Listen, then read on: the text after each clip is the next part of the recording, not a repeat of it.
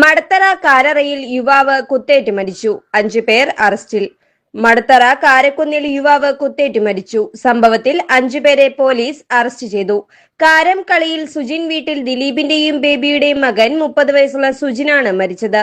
കൂടെയുണ്ടായിരുന്ന കാരറ ചെരുവിള വീട്ടിൽ 28 വയസ്സുള്ള അനന്തുവിനെ കുത്തേറ്റ നിലയിൽ തിരുവനന്തപുരം മെഡിക്കൽ കോളേജ് ആശുപത്രിയിൽ പ്രവേശിപ്പിച്ചു.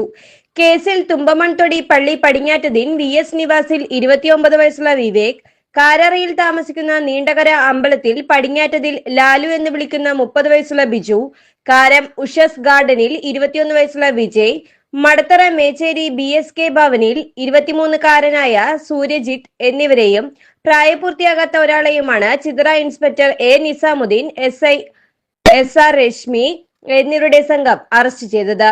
കഴിഞ്ഞ രാത്രി 11:30-നാണ് സംഭവം.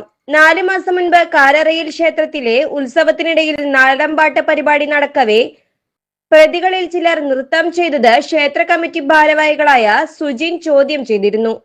ഇതുമായി ബന്ധപ്പെട്ട വൈരാഗ്യമാണ് സംഭവത്തിന് കാരണമെന്ന് പോലീസ് പറഞ്ഞു. കഴിഞ്ഞ രാത്രി പ്രതികളിൽ ഒരാളുടെ ജന്മദിനാഘോഷത്തിന്റെ ഭാഗമായുള്ള ആഘോഷം നടക്കവേ ഇതുവഴി വീട്ടിലേക്ക് പോകാൻ വന്ന സുജിനുമായി വീണ്ടും വാക്കേറ്റവും ഉണ്ടായി.